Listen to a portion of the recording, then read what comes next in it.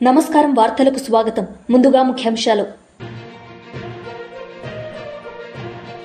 చెయ్యేరులో పేదల సేవలో కార్యక్రమంలో పాల్గొన్న ముఖ్యమంత్రి నారా చంద్రబాబు నాయుడు.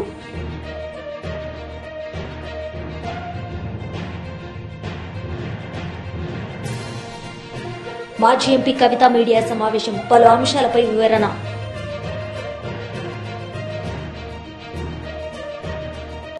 ముమ్మిడివరం నియోజకవర్గం చెయ్యేరులో పేదల సేవలో కార్యక్రమంలో పాల్గొన్న ముఖ్యమంత్రి నారా చంద్రబాబు నాయుడు ఈ సందర్భంగా మాట్లాడారు.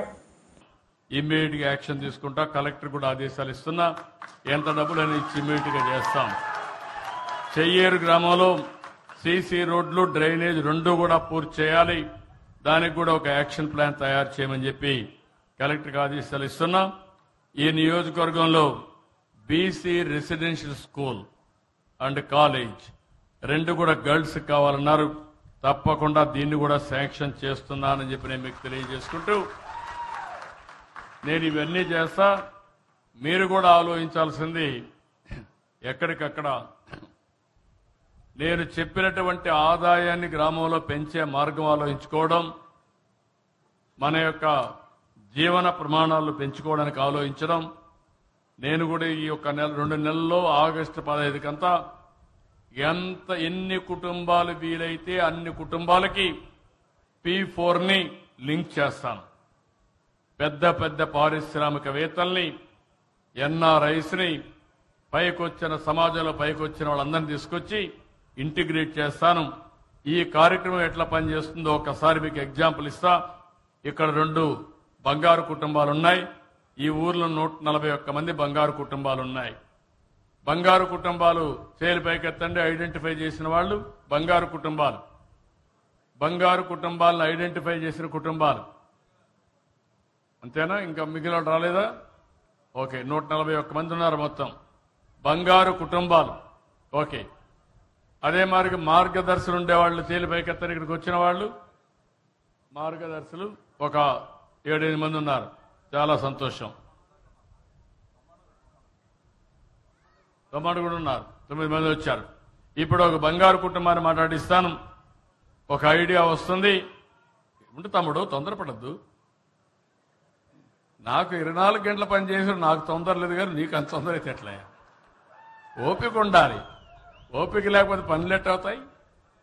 నేను ఓపికగా మిమ్మల్ని మోటివేట్ చేస్తున్నాను. నీకు మాత్రం ఒక్క నిమిషం కూర్చోలేవు. నీకు లేమ్మా, మైక్ ఇవ్వండి. ఏంటమ్మా, ఏంటి నీ పేరేంటి, విషయం చెప్పు. అట్టు మాట్లాడు, అట్టు దగ్గర పెట్టుకోమా. నా పేరు మడికిలక్ష్మి. గట్టిగా మాట్లాడమ్మా, దగ్గర మాట్లాడు, అందరికి వినపడాలి. నా పేరు మడికిలక్ష్మి అండి. నా భర్త పేరు మడికి శ్రీనివాస్ అండి. నా పెద్ద బిడ్డ పేరు తరుణి అండి. రెండో బిడ్డ పేరు తరిష్మా అండి. మూడో బిడ్డ పేరు అభిగేల్ అండి. మా ఆయన అయితే క్యాన్సర్ తో చనిపోయారండి. ఎట్లా చనిపోయాడమ్మా? క్యాన్సర్ తో చనిపోయారండి. ఇది కూడా ఒకసారి ఆలోచించాలి మనందరం. క్యాన్సర్తో చనిపోవడానికి కారణాలు కూడా మనం ఆలోచిస్తే, కలుషితమైన ఆహారం తినడం, ఎక్కువ ఫెర్టిలైజర్స్ వాడడం, పెస్టిసైడ్స్ వాడడం, ఆ రైస్ కానీ కూరగాయలు తింటే చాలా మందికి చనిపోయే పరిస్థితి వస్తుంది. రెండోది కూడా మన పరిసరాలు సరిగా ఉండకుండా పోవడం. ఇవన్నీ కూడా చాలా మనమై రోగాలన్నీ మనమే తెచ్చుకుంటున్నాం. ఆ తల్లిని మీరు చూశారు, యంగ్ ఏజ్లోనే భర్త చనిపోయాడు. ఆ అమ్మాయి అనాథ అయింది. ఇలాంటివి చూసినప్పుడు అలాంటి క్యాన్సర్ రాకుండా చూసుకోవడానికి కూడా నేను వర్కౌట్ చేస్తున్నా. తొందరలో నేను ఒక బిల్ గేట్స్ అయితే ఒక కార్యక్రమం తీసుకొచ్చాడు.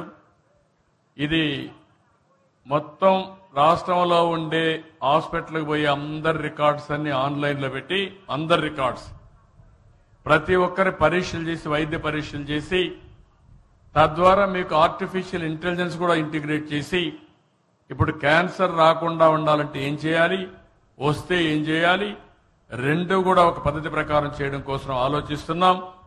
బిల్ గేట్స్ ఫౌండేషన్ ద్వారా లక్షల కోట్ల రూపాయలు సంపాదించాడు ఆయన.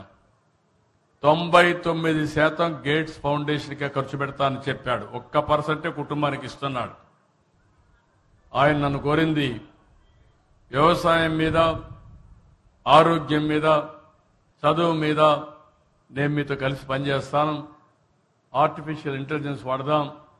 ఇలాంటి అభాగ్యులు ఎవరికి నష్టం జరగకుండా చేయడం కోసం ఈరోజు హెల్త్ మీద కుప్పంలో ఒక పైలట్ చేశాం.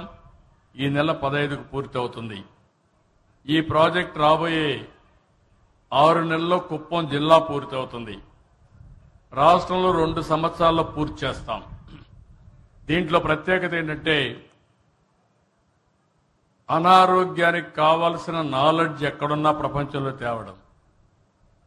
రెండోది హాస్పిటల్స్, డాక్టర్లు, నర్సులు, పేషెంట్లు. మాజీ ఎంపీ కవిత మీడియా సమావేశం నిర్వహించారు. ఈ సందర్భంగా ఆమె మాట్లాడారు. ప్రొఫెసర్ జయశంకర్ కేసీఆర్ గారు తెలంగాణ రాష్ట్ర సాధన కోసం ఉద్యమించినటువంటి సందర్భంలో మాత్రమే మలిదశ తెలంగాణ ఉద్యమంలో మాలాంటి వాళ్ళందరం కూడా తెలంగాణ రాష్ట్ర అవసరాన్ని ఏర్పాటును గుర్తించి ముందుకు వచ్చి తెలంగాణ ఉద్యమంలో పాల్గొనడం జరిగింది.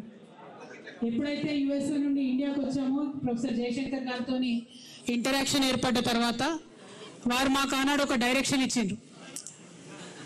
రాజకీయ రంగంలో కేసీఆర్ గారు అద్భుతంగా తెలంగాణ ప్రజలకు కావాల్సినటువంటి అంశాలన్నీ కూడా వివరిస్తూ ఉన్నారు, ముందుకు తీసుకెళ్తూ ఉన్నారు.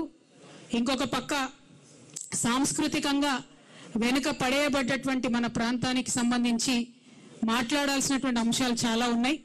ఒక పక్క రచయితలు మాట్లాడుతున్నారు, ఇంకొక పక్క గాయకులు ధూమ్ధామ్ పేరుతో విజృంభిస్తున్నారు. అయినప్పటికీ there is some gap, there is some space, you should think to fill that space అని ప్రొఫెసర్ జయశంకర్ గారు నాకు ఆనాడు దిశానిర్దేశం చేసినటువంటి సందర్భంలో మరి తెలంగాణ జాగృతి అనేటటువంటి సంస్థ ఊపిరి పోసుకోవడం జరిగింది. తెలంగాణ జాగృతి అని పేరు పెడుతున్నామంటే ఆనాడు చాలా మంది మేధావులు అసలు తెలంగాణ పేరు లేకుండా పెట్టండి, తెలంగాణ జాగృతి అనగానే మిమ్మల్ని వెంటనే తొక్కేస్తారని కూడా ఆనాడు అనేక మంది చెప్పారు. అంత పెద్ద ఎత్తున ఆంధ్ర పాలకుల యొక్క వివక్ష ఉన్నటువంటి సందర్భం అయినా సరే తెలంగాణ జాగృతి పేరు పెట్టుకునే ముందుకెళ్తామని చెప్పి తెలంగాణ జాగృతి పేరు పెట్టి మరి సంస్థని ఇన్ని రోజులు కూడా చాలా అద్భుతంగా నడిపించుకున్నామని చెప్పి నేను భావిస్తా ఉన్నాను. మరి ఇవాళ ఇన్ని సంవత్సరాల తర్వాత మాకు హైదరాబాద్లో ఎప్పుడు కూడా అశోక్ నగర్లో ఆఫీస్ ఉండేది. ఇవాళ అశోక్ నగర్ నుంచి ఆఫీస్ని మేము బంజారాహిల్స్కి షిఫ్ట్ చేసుకోవడం జరిగింది. ఇక్కడ నుంచి లాంగ్ లీజ్ తీసుకున్నాం మరి ఇక్కడ, కాబట్టి చాలా రోజులు ఇక్కడ మా ఆఫీసు స్థిరంగా మీ అందరి ఆశీర్వాదంతో, తెలంగాణ ప్రజల ఆశీర్వాదంతో నిలబడి ఉంటుందని చెప్పి నేను మనస్ఫూర్తిగా భావిస్తా ఉన్నాను. మరి ఇన్ని సంవత్సరాల ఈ ప్రయాణంలో అనేక మంది కలిసి వచ్చిండ్రు, అనేక మంది ఆశీర్వాదాలు ఇచ్చి పనిచేసిండ్రు, అనేక మంది కలిసి పనిచేసిండ్రు, చాలా మంది అడ్వైజర్స్ ఇచ్చి సలహాలు సూచనలు ఇచ్చి ముందుకు తీసుకెళ్ళిండ్రు. వారందరికీ కూడా మనస్ఫూర్తిగా ఉద్యమాభివందనాలు తెలియజేస్తా ఉన్నాను. మరి మీ అందరికి కూడా తెలిసినటువంటి విషయమే, కేసీఆర్ గారు తెలంగాణ రాష్ట్రం సాధించిన తర్వాత, తెలంగాణ రాష్ట్రం ఏర్పడ్డ తర్వాత అద్భుతంగా తెలంగాణ సోయితోని పరిపాలన జరిగింది. మేము తెలంగాణ జాగృతి సాంస్కృతిక రంగంలో ఏ చిన్న కార్యక్రమం అడిగినా, ఏ చిన్న అంశం డిమాండ్ చేసినా మాకు నిమిషాలలో జీవో వచ్చినటువంటి సందర్భం. చాకల ఐలమ్మ గారిది ఉదాహరణకు అధికారికంగా చేయాలి అంటే ఒకటే సెకండ్లో జీవో వచ్చినటువంటి సందర్భం. మిషన్ భగీరథకు సగరుల ఆరాధ్య దైవమైనటువంటి భగీరథ పేరు పెట్టడం అన్నది మేము అడగకుండానే కేసీఆర్ గారు మాకు ఇచ్చినటువంటి వరం. అట్లా ఏ ఒక్క అంశం తీసుకున్నా సేవాలాల్ మహారాజ్ యొక్క జయంతిని అఫీషియల్ గా ప్రభుత్వం నుంచి చేసిన ఏకైక ప్రభుత్వం కేసీఆర్ గారి ప్రభుత్వం భారతదేశంలో. అట్లా ప్రతి ఒక్కరిని కూడా ముందుకు తీసుకెళ్లి అద్భుతంగా పరిపాలన చేసినటువంటి కేసీఆర్ గారు. అంబేద్కర్ని మనందరం ఆరాధించేటటువంటి అంబేద్కర్ని 125 అడుగుల ఎత్తు నిలబెట్టి దేశంలోనే ఆనాడు అత్యంత పెద్ద విగ్రహంగా అంబేద్కర్ నిలుపుకున్నాం. అట్లా 1-2 కాదు, ప్రతి ఒక్క అంశంలో కూడా తెలంగాణ సోయితో పరిపాలన జరిగింది. మరి ఇవాళ ఉన్నటువంటి పరిపాలన మనం చూసుకుంటే ఈ 10 సంవత్సరాలకి ఇప్పటికి చాలా తేడా ఉంది. మన BRS leader RS Praveen Kumar media సమావేశం నిర్వహించారు. ఈ సందర్భంగా ఆయన మాట్లాడారు. రెండవసారి కూడా మీడియా మిత్రులకు కూడా మళ్ళీ ఆమె ఎక్స్ప్లెనేషన్ ఇచ్చి వేసుకుంటే తప్పేంది అని అంటున్నారు. ఇవాళ నేను రేవంత్ రెడ్డి గారే ముఖ్యమంత్రి, రేవంత్ రెడ్డి గారే సాంఘిక సంక్షేమ శాఖ మంత్రి. నేను ఇవాళ రేవంత్ రెడ్డి గారిని సూటిగా ఒకటే ప్రశ్న అడుగుతున్నా, అయ్యా మీ టాయిలెట్ మీరే కడుక్కుంటున్నారా? మీ ఇళ్లల్లో మీ టాయిలెట్ మీరే కడుక్కుంటున్నారా? మీ పిల్లలు పోయే బడులల్లో పిల్లలు వాళ్ళ టాయిలెట్లు వాళ్ళే కడుగుతా ఉన్నారా? మీ మంత్రులు వాళ్ళ టాయిలెట్లు వాళ్ళే కడుక్కుంటున్నారా? కడుక్కుంటే తప్పేందని మీ అధికారం అంటున్నారు. మరి కడుక్కోవాలి కదా. నేను మొన్న కూడా స్టేట్మెంట్ ఇచ్చిన రేవంత్ రెడ్డి గారు, మీరు ఆదేశాలు ఇచ్చినందుకే ఈ అధికారి చాలా నిర్భయంగా ఎస్సీ వర్గాల మీద వివక్ష చూపుతా ఉన్నది. ఎవరి టాయిలెట్లు కడుక్కోవడానికి వ్యతిరేకం కాదు రేవంత్ రెడ్డి గారు. ఈ దేశం పుట్టక ముందు నుంచి, ఈ మానవాళి ఉన్నప్పటి నుంచి పేద వర్గాలు వాళ్ళ టాయిలెట్లు వాళ్ళే కడుక్కుంటున్నారు. వాళ్ళ టాయిలెట్లే కాదు, సమాజం టాయిలెట్లు అంతా కూడా ఈ దేశంలో వాళ్ళే కడుగుతున్నారు. మీకు తెలియకపోతే తెలుసుకోండి చరిత్ర. ఇలా వాళ్ళు ఎన్ని రోజులు రా బాబు ఈ పని, ఎన్ని రోజులు రా ఈ పారిశుద్ధ కార్మికుల పని చేయాలి, ఎన్ని రోజులు ఈ బాంఛన బతుకు ఉండాలి, ఇప్పుడన్నా మాకు మరి విముక్తి రాదా అని చెప్పి ఆనాడు మరి గురుకులాలు పెడితే ఆ గురుకులాలను కేసీఆర్ గారు చరిత్రలో ఎన్నడూ లేని విధంగా 1000 గురుకులాలుగా మార్చి ఈ పేద వర్గాలు, ఎర్ర బస్సు ఎక్కలేని కుటుంబాలు ఎయిర్ బస్ ఎక్కాలి, ఏరోప్లేన్ ఎక్కాలి, విదేశాలకు పోవాలి, ఇంగ్లీషు చదువుకోవాలి. ఉన్నోళ్ళ పిల్లలే కాదు, పేదోళ్ళ పిల్లలు కూడా కంప్యూటర్ ఇంజనీర్లు కావాలి, డాక్టర్లు కావాలి, కలెక్టర్లు కావాలి, ఐపీఎస్లు కావాలి, ఐఏఎస్లు కావాలి, సినిమా యాక్టర్లు కావాలి అని చెప్పి వీళ్ళ కోసం ప్రత్యేకమైన పాఠశాలలు 1000 దాకా పెంచితే, వీళ్ళందరికీ సన్నబియ్యంతో అన్నం పెడితే, వీళ్ళందరినీ ప్రపంచ స్థాయిలో తీసుకపోతే ఇలా కన్నుగుట్టి వివక్షతోని ఒకవైపేమో మీరే అందరికన్నా పెద్ద మాదిగా నేనే అంటారు, అందరికన్నా పెద్ద మాల నేనే అంటారు, నాకన్నా పెద్ద మాదిగా ఎవరు లేరంటారు, దళితుల ఇళ్లలో పండుకున్నా అని చెప్పి యాక్షన్ చేస్తారు, నా ఎంబడి జెండాలు పట్టుకొని తిరిగిందంత దళితులే అంటారు. మళ్ళా ఇంకోవైపు నోటితో నవ్వి నొసటితో వెక్కరించినట్టుగా మీరు ఇలా మీ అధికారితోని ఇలా మీరు నిర్భయంగా నిస్సిగ్గుగా చాలా అవమానకరమైన స్టేట్మెంట్లు ఇప్పిస్తున్నారు. నేను ఒక్కటే ప్రశ్న అడుగుతున్నా, మీ టాయిలెట్ మీరు కడుక్కున్నారా? ఇవాళ మీ మంత్రులు కడుక్కున్నారా? మీ ఐఏఎస్ ఆఫీసర్లు కడుక్కున్నారా? మీ పిల్లలు పోయే బడిలలో వాళ్ళ టాయిలెట్లు వాళ్ళే కడుక్కుంటున్నారా? అన్ని ప్రయోగాలు మా పిల్లల మీదనే ఎందుకు చేస్తున్నారు? ఈ పేద పిల్లల మీదనే ఎందుకు చేస్తున్నారు? మీరు తీయండి, రాష్ట్రం అంతా ఒక జీవో తీయండి, ఎక్కడోళ్ళు ఎవరి టాయిలెట్ వాడే కడుక్కోవాలి, ఏ ఆఫీస్లో కూడా ఎవరి టాయిలెట్ వాడే కడుక్కోవాలి, హౌస్ కీపింగ్ సర్వీసెస్ బంద్, ఇవన్నీ కూడా బంద్ అని చెప్పి ఒక ఆర్డర్ తీయండి. నువ్వు కూడా మరి చీపురు కట్ట పట్టుకొని బకెట్ పట్టుకొని ఈ టాయిలెట్ కడుక్కో రేవంత్ రెడ్డి, మీ అధికారులతో కడిగించు, ఆ ఫోటోలు మీడియాతో షేర్ చేయి. నువ్వు ముందు మీ ఇంట్లో సంస్కరణలు స్టార్ట్ చేసి అప్పుడు మా పేదల ఇళ్ళకి రా. గత 2-3 వేల సంవత్సరాల నుంచి ఇదే పని చేస్తున్న పిల్లలను కేసీఆర్ గారు డాక్టర్లు, ఇంజనీర్లు, కలెక్టర్లు, పైలట్లు చేయాలని చూస్తే, ఆర్మీ ఆఫీసర్లు చేస్తే మళ్ళీ మీరు ఇవాళ వాళ్ళని టాయిలెట్లు కడగమంటున్నారు. ఇందుకోసమేనా నీకు ఓట్లేసింది? 1 కాదు 2 కాదు 2 సంవత్సరాల నుంచి ఈ ఎస్సీ గురుకులాలను గోస ఉంచుకుంటున్నారు. ఎందుకయ్యా రేవంత్ రెడ్డి నీకు ఎస్సీలు అంటే అంత కక్ష?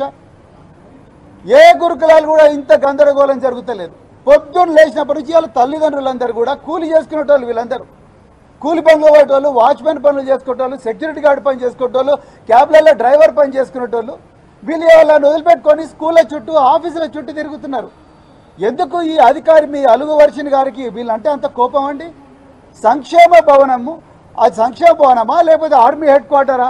వీళ్ళందరూ ఎప్పుడైతే తల్లిదండ్రులుగా వీళ్ళందరూ పోయి, మేడం మీరు మా పిల్లలకు అన్యాయం చేస్తున్నారు, అప్పుడున్న ఆఫీసర్లు, ఇదే కాంగ్రెస్ గవర్నమెంట్లో ఉన్న ఆఫీసర్లు కూడా కొంతమంది మమ్మల్ని మంచిగానే చూసుకున్నారు, కానీ మీరు మాత్రం ఎందుకు మేడం మమ్మల్ని ఇట్లనే చూస్తున్నారు అని అడిగితే పోలీసు వాళ్ళని పిలిపించి వీళ్ళని బయటికి గెంటేయడం, సీసీటీవీ కెమెరాలు పెట్టుకోవడం, వీళ్ళను కనీసం కూర్చోబెట్టి కూడా మాట్లాడే సంస్కారం లేని ఆఫీసర్లను ఇవాళ మీరు సాంఘిక సంక్షేమ శాఖలో పెట్టిండ్రు.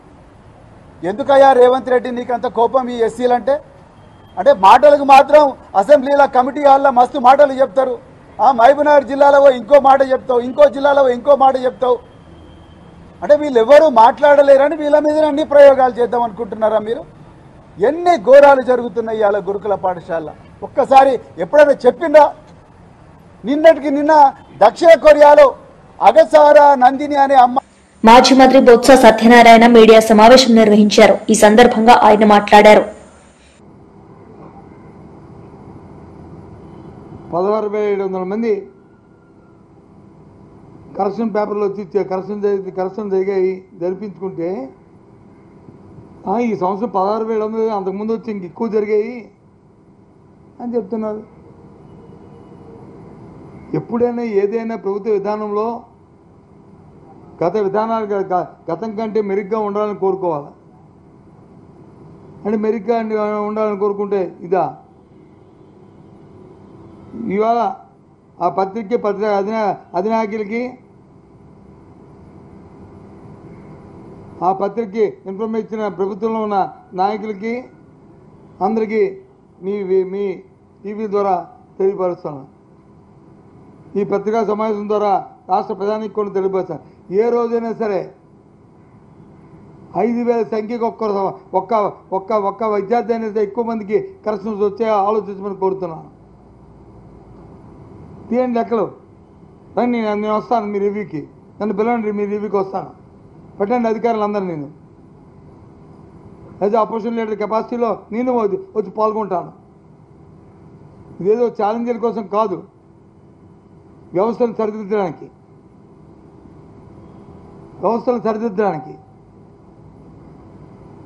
నేను వస్తానని చెప్తుంది. అంతేకాదు ఎప్పుడు కూడా 20 మార్కులు వచ్చి మళ్ళీ 90 మార్కులు అనేది ఎప్పుడు ఏ స్థాయిలో కూడా ఎప్పుడు కూడా రాలే. ఏదైనా వస్తే 1, 2, 3 మార్కులు వచ్చి ఈ లెక్కలో అటు ఇటు కరెక్షన్స్లోనో లేకపోతే కౌంటింగ్లోనో తప్పులు వచ్చే అది కూడా తప్పని చెప్పి ఎన్నో సందర్భాల్లో మేము చెప్పాం. చేసుకున్న మీద చర్య తీసుకోవాలని చెప్పాం. కానీ ఇదేంటండి ఇది? అంటే అంత నిర్లక్ష్యంగా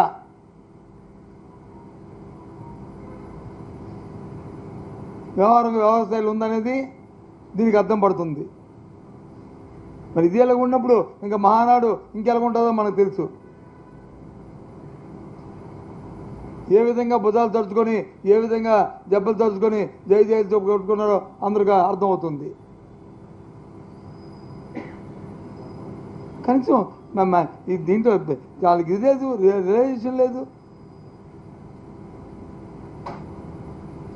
ఎందుకు జరిగింది, ఏ కారణం వల్ల జరిగింది, ఏం జరిగింది అని ఎక్కడ టెక్నికల్ మిస్టేక్ ఉందనేది రివ్యూ జరిగిందా అండి ప్రభుత్వంలో?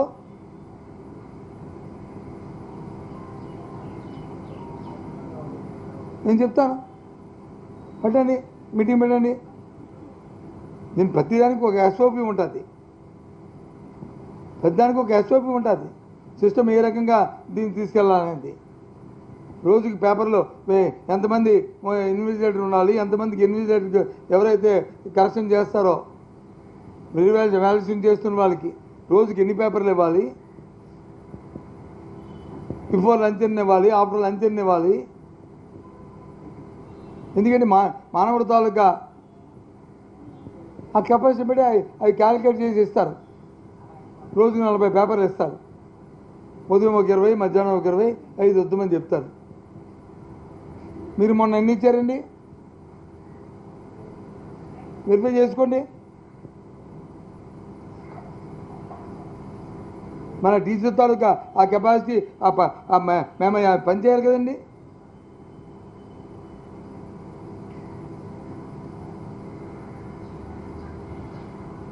మనకి టైం బౌండ్ ఎంత అవసరమో అంత క్వాలిటీ కూడా అవసరం. బీజేపీ లీడర్ కాసం వెంకటేశ్వర్లు మీడియా సమావేశం నిర్వహించారు. ఈ సందర్భంగా ఆయన మాట్లాడారు. ఎవరంటే మన ముఖ్యమంత్రి రేవంత్ రెడ్డి. అభివృద్ధి లేదు, సంక్షేమం లేదు, పరిపాలన లేదు, పిల్ల చేష్టలు, పిచ్చి పిచ్చి మాటలు, అవి తప్ప వేరే మాట్లాడేటువంటి స్థాయి లేదు, సోయి లేదు. ఈ మధ్య కాలంలో ప్రధానమంత్రి గారిని తిడితే పెద్ద నాయకుడు అని చెప్పేసి అపోహపడతా ఉండు. నరేంద్ర మోడీ గారిని తిట్టి రాహుల్ గాంధీ మెప్పు పొందాలని చెప్పేసి ప్రయత్నం చేస్తున్నారు. అరే, రాహుల్ గాంధీ అపాయింట్మెంట్ ఇవ్వకపోతే అక్కడ చూపించాల్సినటువంటి ఫ్రస్ట్రేషను మోడీ గారి మీద, తెలంగాణ ప్రజల మీద చూపిస్తూ ఉంది రేవంత్ రెడ్డి. చౌకవారు విమర్శలు చేస్తూ ఉన్నాడు నరేంద్ర మోడీ గారి పైన. మోడీ గారిని విమర్శిస్తే, రాఫెల్ జెట్లను విమర్శిస్తే రాహుల్ గాంధీ అపాయింట్మెంట్ దొరుకుతుంది అనేటువంటి చిన్న బుద్ధితోటి వల్ల దౌర్భాగ్యంగా రేవంత్ రెడ్డి గారు ముందుకు సాగుతూ ఉన్నారు. మాకు అనిపిస్తుంది రోజుకో విమర్శ చేస్తుంటే రేవంత్ రెడ్డి గారి ముఖం చూస్తే అపరిచితుడు కనిపిస్తూ ఉన్నాడు. అంతకంటే ఎక్కువ కూడా నటిస్తాడేమో రేపటి కాలంలో అనిపిస్తూ ఉంది. ఆశ్చర్యం వేస్తుంది. పాకిస్తాన్ ప్రధానమంత్రి స్వయంగా చెప్తా ఉండు, మా పైన రాకెట్ దాడి జరిగింది, మేము చాలా నష్టపోయినాం, ఎయిర్ బేస్లన్నీ కొలాప్స్ అయిపోయినాయి, స్థావరాలన్నీ కొలాప్స్ చేసిండ్రు, మమ్మల్ని సావు దెబ్బ కొట్టిందని చెప్పేసి పాకిస్తాన్ పార్లమెంట్ సాక్షిగా నాయకులందరూ చెప్తా ఉంటే, వాళ్ళ సైన్యాధ్యక్షుడికి మునీర్కు చెప్తా ఉంటే వీళ్ళకు మాత్రం అర్థమైతలేదు. ప్రపంచమంతా విస్తుపోతుంటే వీళ్ళకి అర్థమైతలేదు. కాంగ్రెస్ పార్టీకి 54 ఏళ్ళ బాలుడా యువకుడో మనకు తెలియదు రాహుల్ గాంధీ. ఆయన మెదడు నుంచి వచ్చినటువంటి ఆలోచనలన్నింటినీ, పిచ్చి ప్రశ్నలను, పిచ్చి అసత్య ఆరోపణలు చేస్తూ తెలంగాణ రాష్ట్రం యొక్క పరువు తీస్తా ఉన్నాడు రేవంత్ రెడ్డి గారు. భారత్ పాకిస్తాన్ పైన దాడి చేసి ఎలాంటి అద్భుతాలు సృష్టించిందో ప్రపంచం అంతా కూడా గుర్తెరిగింది. ప్రపంచం అంతా శ్లాఘిస్తూ ఉంది. కానీ కాంగ్రెస్ పార్టీకి మాత్రం ఆ విషయం కనబడతలేదు.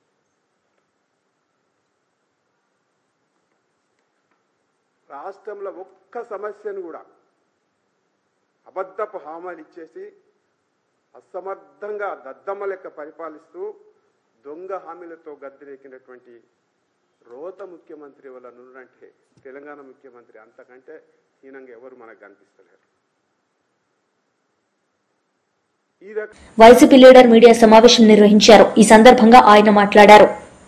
ఆ ఎమ్మెల్యేలు దగ్గర లేఖ ఇప్పించేదానికి మండల లెవెల్లో ఉన్నటువంటి ఆ రాజకీయ నాయకులు, ఆ కూటమి ప్రభుత్వంలో సంబంధించినటువంటి రాజకీయ నాయకులు, చిన్న రాజకీయ నాయకులు పైరువులు చేసుకుంటూ లక్షలలో ఆ లేఖలకి డబ్బులు ఉద్యోగస్తుల దగ్గర నుంచి దండుకుంటూ వాళ్ళని నానా రకాలుగా ఇబ్బందులు పెడుతున్నారు. అంటే ఆ యొక్క స్థాయిని బట్టి, ఆ యొక్క డిపార్ట్మెంట్ను బట్టి 2 లక్షల నుంచి 10 లక్షల వరకు ఈ దళారీలాగా ఏర్పడి కొంతమంది ఈ నాయకులు మరి వసూళ్లు చేసి వాళ్ళని ఉద్యోగస్తుల్ని కన్ఫ్యూజన్ క్రియేట్ చేస్తారు. కన్ఫ్యూజన్ కొన్ని దగ్గరలో ఒక్కొక్క ఎమ్మెల్యే దగ్గర నుంచి ఇద్దరికి ఇవ్వడం జరుగుతుంది లేఖలు. అయితే వాళ్ళల్లో వాళ్ళకు పోటీలు పెడతారు. ఎవరు మీకు ఎక్కువగా ఖర్చు పెట్టుకుంటే వాళ్ళకి ఆ యొక్క బదిలీలు చేస్తాము, ట్రాన్స్ఫర్ చేస్తాము అని చెప్పేసి చెప్పడం మరీ విడ్డూరంగా ఉంది. అధికారులు కూడా ఎవరైనా రిక్వెస్ట్ ట్రాన్స్ఫర్స్ ఉన్నాయి, రిక్వెస్ట్లు వాళ్ళు కన్సిడర్ చేయకుండా మీరు ఎమ్మెల్యే దగ్గర లేఖ తెచ్చుకుంటేనే మేము మీ యొక్క రిక్వెస్ట్ ని కన్సిడర్ చేస్తాము అని చెప్పి అధికారులు చెప్పడానికి కూడా చాలా విడ్డూరంగా ఉంది. ఆ విషయం చూస్తే వింటూ ఉంటే ఎక్కడికి పోతున్నాం? ఎక్కడైనా రూల్స్ అండ్ రెగ్యులేషన్స్ లో ఉందా ఎమ్మెల్యే దగ్గర లేఖ తెచ్చుకోవాలి, లేకపోతే పొలిటీషియన్స్ రికమెండ్ చేయాలని చెప్పేసి? ఎక్కడా లేదు. ఉంటే ఇక జీవో 23 మొన్న ఇచ్చినటువంటి జీవోలో పొందుపరిచి ఉండాల్సింది. ఫలానా రూల్ ప్రకారంగా మీరు ఎమ్మెల్యే దగ్గర లేఖ తెచ్చుకుంటేనే మీ ట్రాన్స్ఫర్స్ జరపబడతాయి అని చెప్పేసి. ఇది ఒక రకంగా ఉంటే, పర్టికులర్లీ రెవెన్యూ ఓరియంటెడ్ డిపార్ట్మెంట్స్ నుంచి వాళ్లకు కూటమి ప్రభుత్వంలో ఉన్నటువంటి నాయకులంతా కూడా ప్రయత్నం ఏం చేస్తున్నారంటే, పర్టికులర్గా రెవెన్యూ డిపార్ట్మెంట్ లో ఉండే వాళ్ళు వాళ్ళకు అనుకూలంగా ఉండేటువంటి అధికారులని, తహసీల్దారులని, డిప్యూటీ తహసీల్దారుని, సర్వేయర్లు అయితేనేంటి, ఆర్టీఓలు అయితే ఇలాంటి వాళ్ళందరినీ కూడా వాళ్ళకు అనుకూలంగా ఉండేవాళ్ళని ఆ యొక్క పోస్టులలో నియమించుకుంటే వాళ్ళు చేసేటువంటి దందాలకి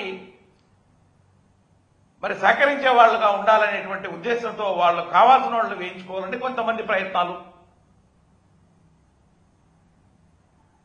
తహసీల్దార్ను డిప్యూటీ తహసీల్దారులని వాళ్ళని వేయించుకొని వాళ్ళ మీద మళ్ళా ఒత్తిడి తీసుకొచ్చి అక్కడ ఉన్నటువంటి ప్రభుత్వ భూములన్నీ కూడా మరి అన్యాయంగా అక్రమంగా ఆ యొక్క భూములని ప్రభుత్వ భూములను కూడా మరి వీళ్ళు స్వాధీనం చేసుకుని దాన్ని లాభం పొందొచ్చు అనేటువంటి ఉద్దేశమో ఏమో కానీ వీళ్ళ యొక్క ఇన్వాల్వ్మెంట్ ఈ డిప్యూటీ తహసీల్దార్ మీద తహసీల్దార్స్ మీద కూడా పలానోళ్ళు ఇక్కడ ఉండాలా పలానోళ్ళు. వార్తలు ముగించే ముందు ముఖ్యాంశాలు మరోసారి. చెయ్యేరులో పేదల సేవలో కార్యక్రమంలో పాల్గొన్న ముఖ్యమంత్రి నారా చంద్రబాబు నాయుడు.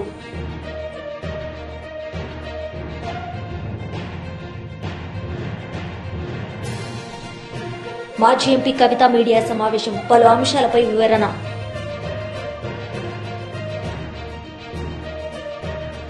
ఈ వార్తలు ఇంతటితో సమాప్తం. తిరిగి ప్రసారమయ్యే వార్తల్లో మళ్ళీ కలుద్దాం. అంతవరకు సెలవు. నమస్తే.